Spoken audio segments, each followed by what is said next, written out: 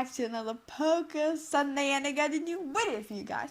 In order to celebrate the new expansion pass, the Idol of Armor, which will be released in June 2020, I decided to start a little series on my channel in order to celebrate that expansion pass. This series is 3 parts. First one is Pokemon will most likely get for Pokemon the Idol of Armor. The second part next will be which Pokemon we don't want to get, and the last part in the series will be something positive, will be Pokemon we want to get for Pokemon the Idol of Armor. Today, just like I said, we'll start with Pokemon they're most likely to return for this expansion pass. I have to say at this point, this is just for the Idol of Armor and not for the Crone Thundra, so remember that. But at first, I will read out the Pokemon that's already been confirmed to be in the Idol of Armor. That being Talonflame, Volcarona, Kingdra, Dylan, Lycanroc, Chansey, Zoroark, Magnezone, and Meryl. Those are for sure in this expansion pass.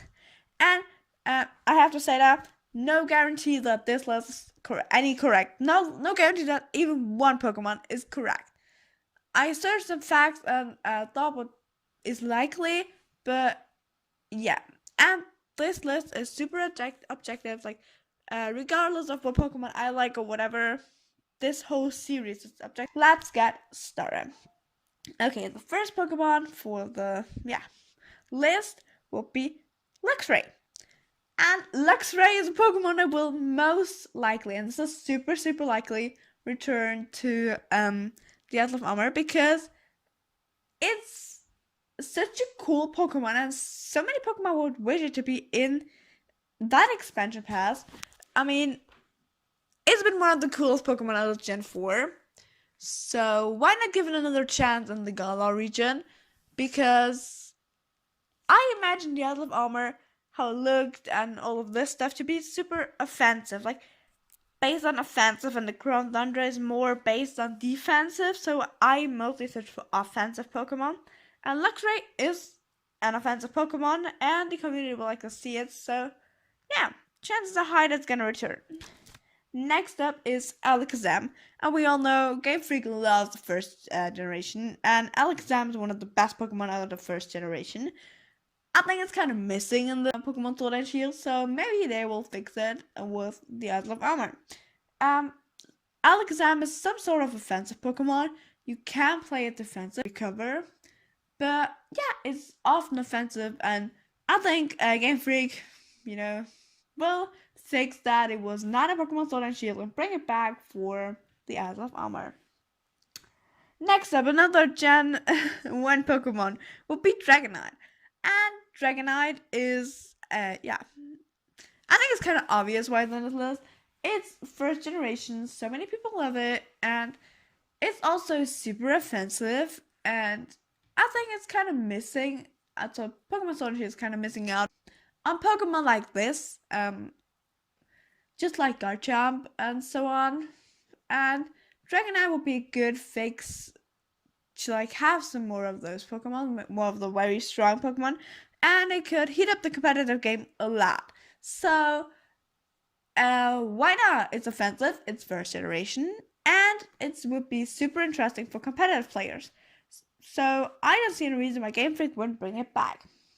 Next up is a Pokemon that's probably not this famous. It's Meow, and this is Pokemon from the 5th generation, and yeah, most people maybe don't know it because 5th generation Pokemon are difficult, but it's a super offensive Pokemon, and it's also some sort of, unpopular, and not a lot of people know it. And I would say that Game Freak would give this Pokemon another chance in the Idol of Armor to come to the Galar region, and yeah, that more people know it because 5th generation, just like I said, maybe they want to fix it with that generation. I don't know, maybe they do. So it has been on the anime several times, but not really in another game. So I think this will definitely return to the Isle of Armor. Next up in the list, and already in the thumbnail, is Skithor. And that Pokemon had a Mega Evolution, which meant that Game Freak definitely likes it, the fans like it. and is an offensive Pokemon, and we don't really have really good bug types with steel type. So yeah, it's like the others. It's offensive and a little bit defensive, but it can be offensive. Let me say this. It can be offensive. Fans like it. We know Game Freak likes it.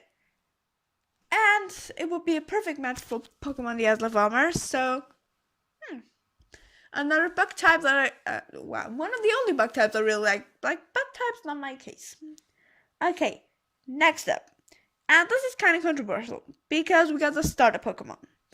And the starter Pokemon, I know it's already been confirmed that Venusaur and Blastoise will be 100% on that expansion pass.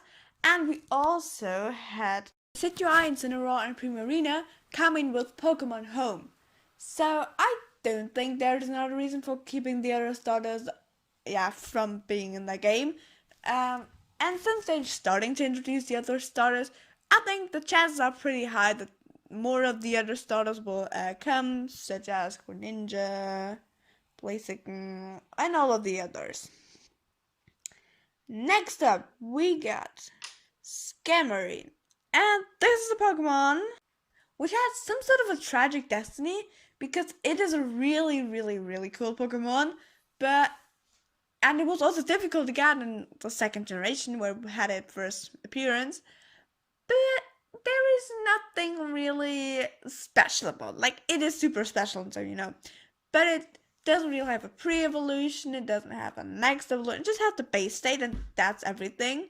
Even though it could have had a cute little baby Pokemon coming before this very strong monster, or it could have had a next evolution being even more badass, but they didn't do it, so this is kind of sad. And maybe they want to. Maybe it's not possible, since this is also a Pokemon which would mix up the competitive game a lot, since it's capable of using Stealth Rocks and so on.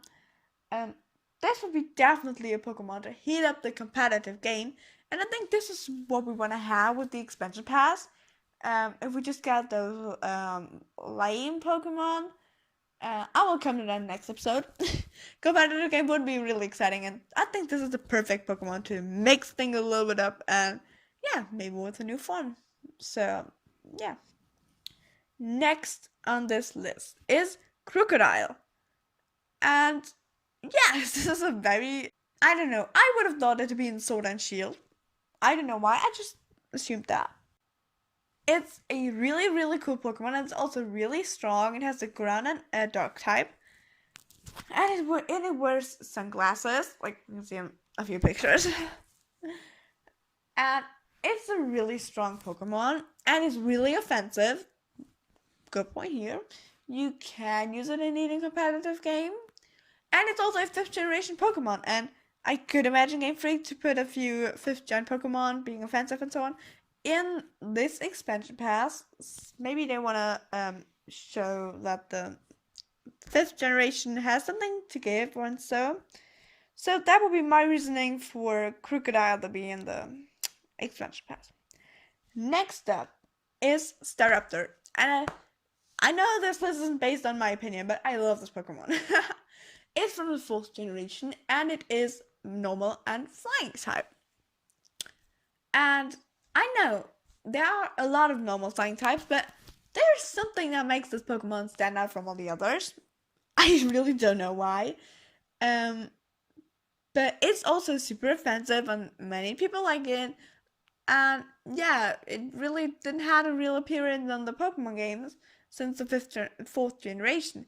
And we know that most likely there will be a remake of the 4th generation, so why not put a little clue with Staraptor in the expansion pass? And the last on this list, and I'm gonna say this without guarantee, but this is the Pokemon.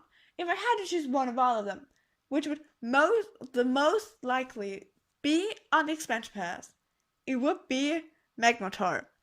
I could bet that this Pokemon will be on the Isle of Armor expansion pass. Really, this is a Pokemon I really believe in, because we know this Pokemon is kind of the opposite to Electivire. They both had just the base form in the first generation, became the baby form in the second generation, and then had another evolution in the fourth generation, so they kind of link together. And since Electivire is in the crown Thundra, I'm pretty sure that Magmatar will be in the Out of Armor, just to show that those two are like always together. And that's about the first episode of my little series from the Out of Armor expansion pass and some sort of predictions on which Pokemon will be in the Out of Armor. I really hope you liked it, and I have to say this at the end. This video is meant for general audience. And I will say have a nice day, guys, and bye!